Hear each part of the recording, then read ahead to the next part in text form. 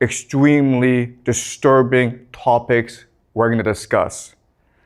But you're mature, and it's important that we discuss these topics in order to understand how the world works. So let's just start. And we will do a lot of speculation and theorizing in this class. So do not take this as gospel. Do not believe this is the truth.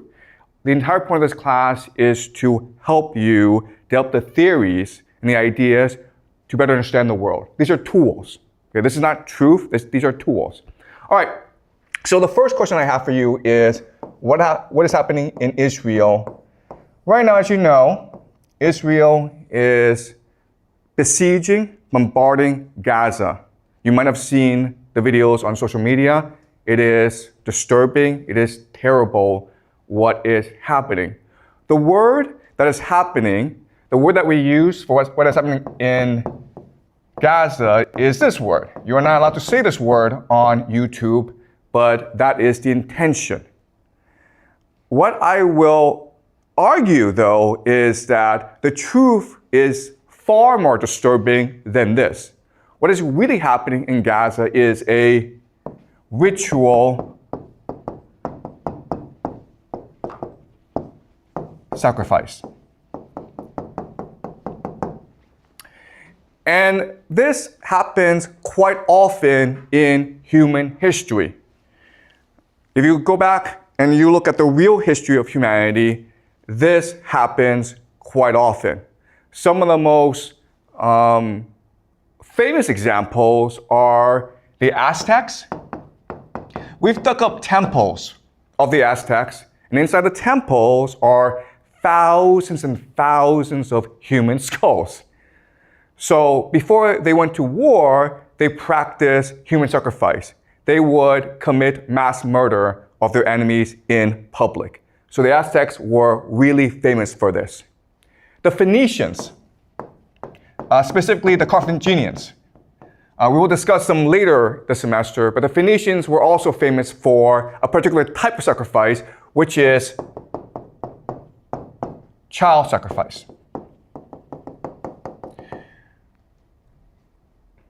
The Romans wrote histories insulting the Phoenicians for practicing this sort of sacrifice. But the Romans themselves practiced human sacrifice. What they would do is that after every major war, they would capture all the major leaders, all their enemies, and they would parade their enemies through the streets of Rome. This is something called the triumph. At the end of the triumph, they would gather enemies at the temple of Jupiter. Jupiter is their god. And then they would strangle to death their enemies. That's sacrifice. That's human sacrifice. They didn't call it that, okay? And they sort of disguised it, but we know for a fact that they did do this.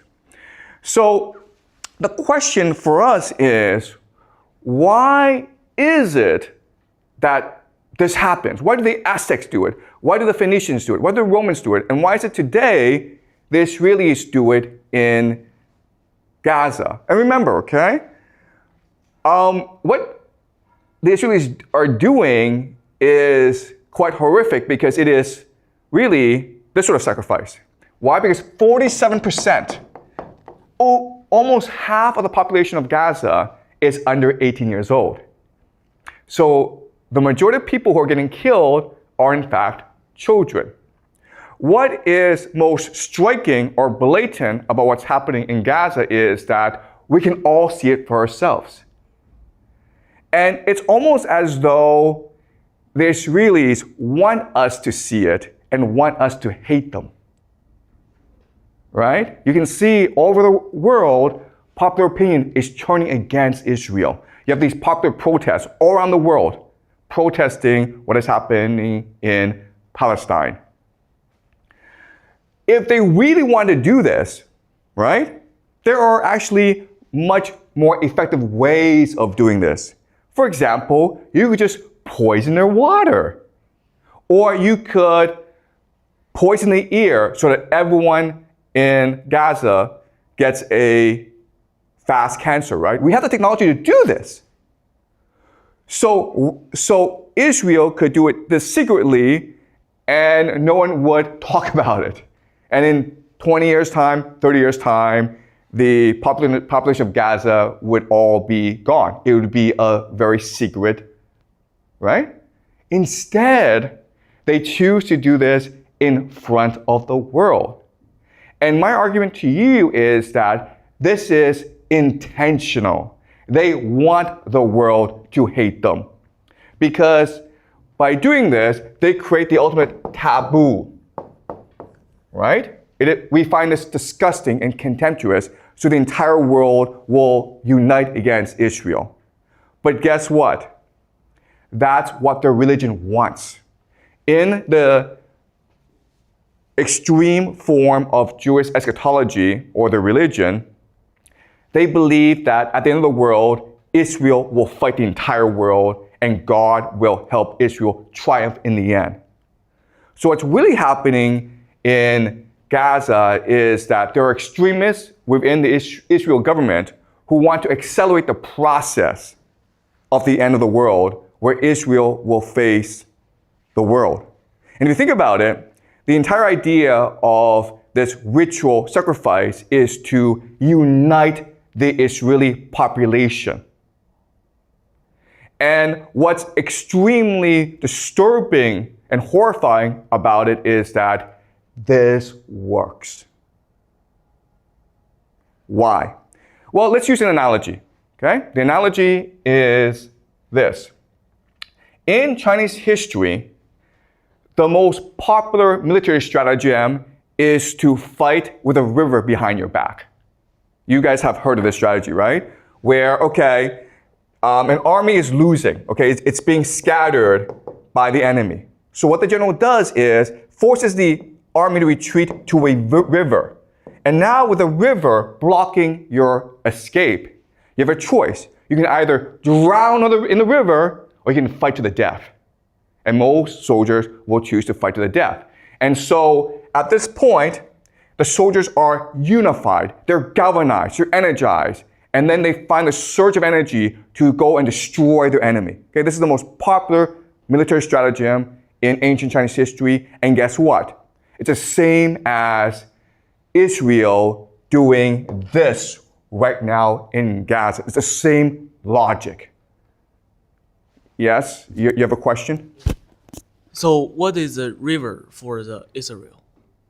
Like, yeah, that's a good question. What's a river right here, right? The river is a taboo, right? What's the worst thing you can do in modern society? Killing children, guys, right? So there's no exit for Israel. You either go all the way or the world comes and destroys you anyway. And in fact, what's really interesting is that if you go online, you will see Israelis go around the world and causing trouble everywhere. They're going to start fights. They shout death to the Arabs on public buses in the Western world. It's intentional. They want to unite themselves by dividing the world, by angering the world. Okay? Does that make sense? All right. So this is all very disturbing, and I want to slowly unpack, reveal to you how this works. Okay? So to do this, what I'm going to do is I'm going to use a thought experiment. The thought experiment is this. Let's just say that there's an island. We don't know where the island is, but it's an island. And there's no escape from the island. And on the island, the center, it's a hill, and it's safe. But everywhere else, you have these flesh-eating monkeys roaming everywhere. Okay? The problem is that on this island, the resources you need to survive, trees, food, and rivers, the monkeys are there. Okay? There's one safe spot in the center, but everywhere else, if you want resources, you have to go fight these monkeys. They're flesh-eating monkeys. They want to kill you, they want to eat you. And there's an infinite number of them. Now, let's just say that one day, for whatever reason, okay, we don't know why, but 100 men aging, and they range from 15 to 65 years old, okay? They are mysteriously transplanted onto this island in a safe spot. they come from different countries. They do not speak the same language. They are of different ethnicities. They are all poor people in their countries. They don't have much education. So they're there, and they realize quickly that the situation is utterly hopeless. There's no escape from this island. These monkeys are everywhere, and they are tough warriors. And the situation looks bleak. They don't even speak the same language. They don't have a common culture. So at this point, you would imagine that they would feel hopeless and just lie down and die. But in reality, what happens is the opposite. What happens is that in this hopeless situation, they find a drive, a purpose, a spirit to fight for each other. And what will happen really quickly, okay, and this is really interesting, is the first thing that they will do is they will develop a common language. They don't speak the same language. Some speak Chinese, some speak English, some speak Spanish, some speak Russian, doesn't matter. They will very quickly develop a common language. And then what they will do is, with this common language, they will start to tell each other stories of where they come from. And then these stories will become a common myth, a founding myth of why they're here. And they come to believe that God has chosen them to save the world, and that's why they're here. Then what they will do is, with this new religion, they will start to develop rituals to reinforce this religion. These rituals include sex. Okay? So these men will have sex. And the reason why is to create intimacy and bonding among them. And there'll be a lot of religious rituals as well. Another thing that they will do is pick a leader. There's 100 of them. They need a leader to organize them. And so we can imagine that during the leadership election, everyone gets up to speak. Now, the man who's 65, he is wise. He has experience. He has strategies. So he delivers a very powerful speech, inspiring everyone and telling people how they can survive against the flesh-eating monkeys. Okay, so he's really smart. Then suddenly you have a man up here who's 15 years old, or 16, or 17, okay? He is not articulate. He has no ideas. What he does is this. He stands in front of everyone, and he's bold, and he's brave, and he looks at everyone without saying a word. He shows them his hand, okay? He shows them his hand. Then from his pocket, he takes out a knife, okay? And then he cuts off his hand in front of everyone. And he does not cry. He just looks at everyone as though nothing happened. Let me ask you this question. Who does everyone pick to be their leader? The second person, obviously, right? The man who has shown sacrifice and commitment and devotion to everyone else. The old man has ideas, and he will become the advisor to the leader, but the leader is the man who is most willing to die for everyone else. And so in this situation, the bravest among them will come and emerge as the leader. And as such, what will happen is that these people, these men, will become extremely inspired and devoted. Even though they are weak, they will learn to become strong. Even though they are poor and uneducated, they will learn to be wise and clever and strategic. They will radically transform themselves. And ultimately, what will happen is the idea of cohesion. Cohesion like brothers, cohesion like a family. They will understand each other, even though they're from different cultures, even though they have different backgrounds. They will understand each other better than they understand their own children and their own wives. And this cohesion will lead to something called synchronicity. Synchronicity. Synchronicity is when people act in unison together. Okay? So a very simple example of synchronicity is a sports team, right? When you watch a soccer match, how is that soccer team able to work together? Well, because of synchronicity, because their minds are alike. It's what we call a hive mind. And this allows for something called telepathy. They're able literally to think and act as one. So let me give an example of this. Let's just say these men, they're sleeping, but one of them wanders off to collect wood. And then he's attacked by monkeys. It doesn't matter if he screams because he's too far away. Would his comrades know that he's in danger? They would. Okay? And the example here is, let's just say you're a mother and you have children, okay? And one of them goes off to France on a vacation. But then while he's in France, he gets hit by a car and he's hospitalized. Would you as a mother know that your son is in danger? Would you feel it? He hasn't called you, you don't know about this, but in your heart, would you know it? The answer is yes, you would know it. You would feel something is wrong. You would get on the phone and try to call your son. You can't reach your son, you would call the police. Okay? You don't know what's happening, but something in your heart is telling you, I need to get in touch with my son. Okay? And that's how the hive mind works. That's how synchronicity works. Let's look at another example. Let's just say that one day there's 10 of you and you're all collecting wood. And then suddenly you're attacked by 100 flesh-eating monkeys. There's a bridge that you've created, okay? It's a rope bridge. 9 get across the bridge, all right, but you're the last person, okay? And all the monkeys are about to descend on you. And you know that if the monkeys get across, your comrades are dead. So what do you do in this situation? Yeah, you cut the rope, okay? You die. You didn't think about it.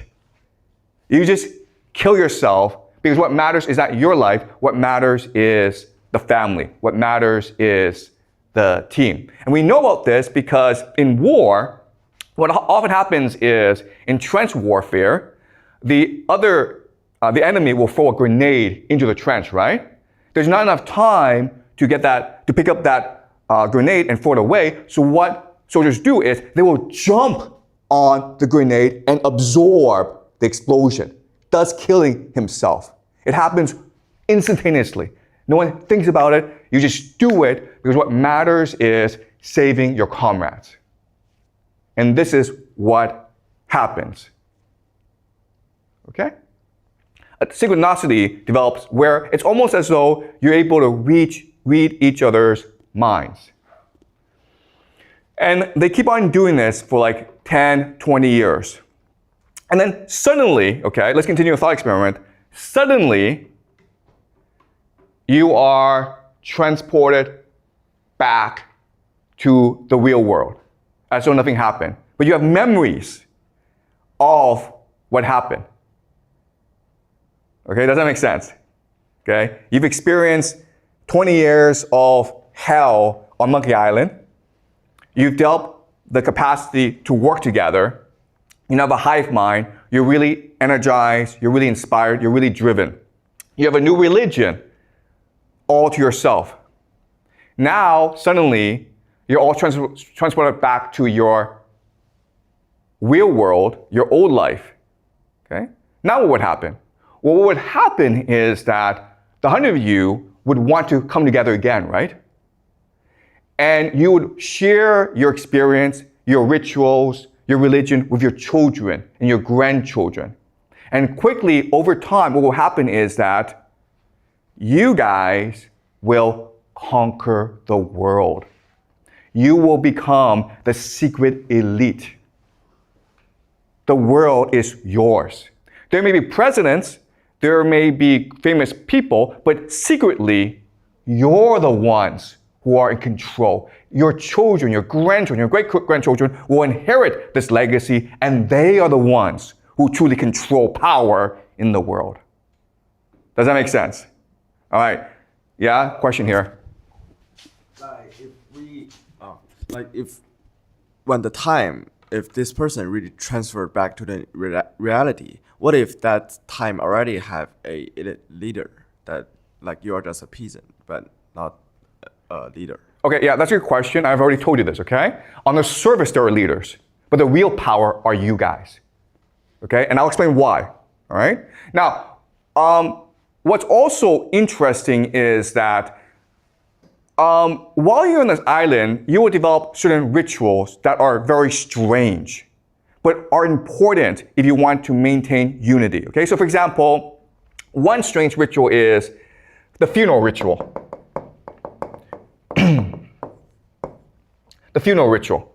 The idea here is that when someone sacrifices himself, you have a huge funeral to celebrate that person. And this may involve you cutting that person into different pieces and eating that person. Okay? But you will develop really strange rituals. Okay, does that make sense? Okay, so I'm going to answer your question. Why are these guys in charge and not the real leaders of society? But first, I want to give you some historical analogies to this, okay? How do you know that what I'm saying is correct? Well, let's look at certain analogies in history. All right. So, Sparta. Sparta is one of the most famous military societies in world history. Sparta is a city-state in ancient Greece. And you may have heard of Sparta. A movie about Sparta was made called 300. I'm not sure if you guys have seen the movie 300. But 300 is really about 300 Spartan soldiers who are fighting millions, not millions, but hundreds of thousands of Persian soldiers. Persia is invading mainland Greece. They fight at a place called Thermopylae, the Battle of Thermopylae. And this is the pass into mainland Greece. The Greeks have to hold this position if they are to prevent the invasion. Okay? 300 Spartan soldiers, backed by thousands of other Greek soldiers, make a last stand in this pass.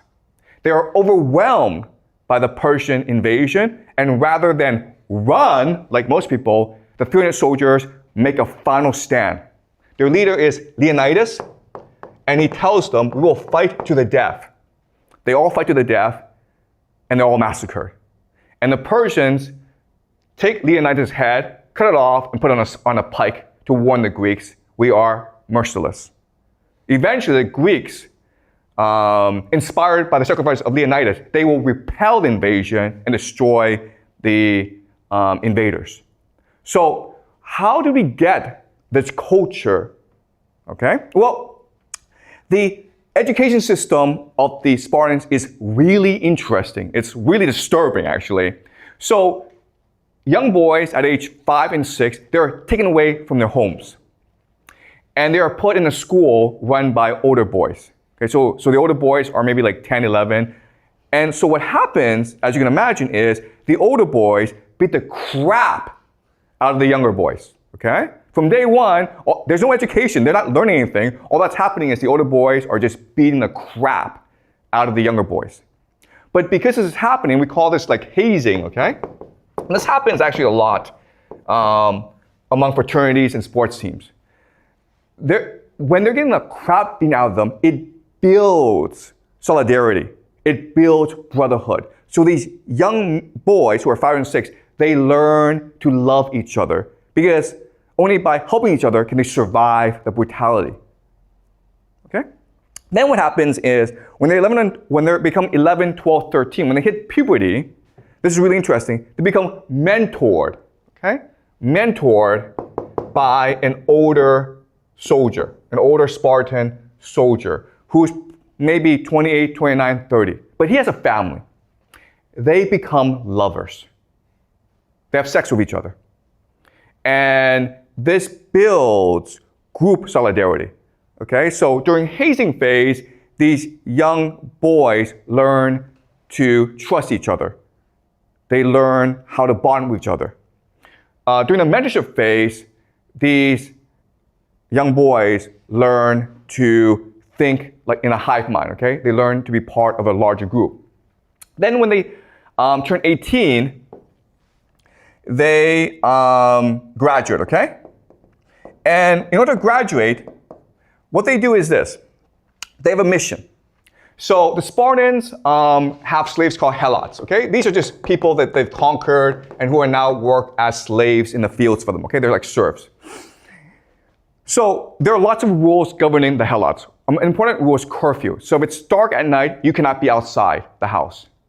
If you are outside the house at night, you could be executed, okay? So as a graduation mission, these young soldiers hide in the fields at night, okay? They hide in the fields and they wait for the sun to go down. So it's now dark. And they look for helots to come back because they're late. And what they'll do is they'll sneak up behind the helots and cut their throats. Okay, this is basically sacrifice. Okay, human sacrifice. So the Spartans did this as well. It's a very common thing. And what this does is it builds group cohesion, leading to synchronicity. There are thousands of city-states in Greece. Only Sparta did this. And it made everyone think Sparta was disgusting. Everyone hated Sparta. But it kept Sparta unified. And it made Sparta into the dominant military power in Greece at that time. Okay? What happened then is Thebes, another city-state in Greece, they would copy the Spartan system, okay? But they made it voluntary. So so in Sparta, you had to be an elite to be part of the system. But in Thebes, anyone could join the system, okay? And they call the system the sacred band.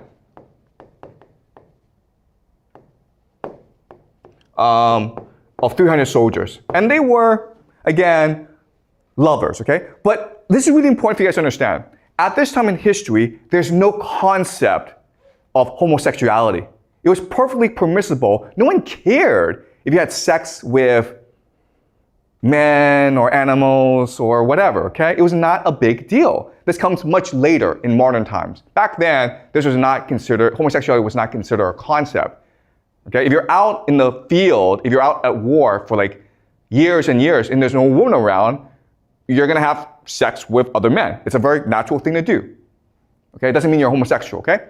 So the sacred band of Thebes became the dominant military power after Sparta, okay? It's called the sacred band.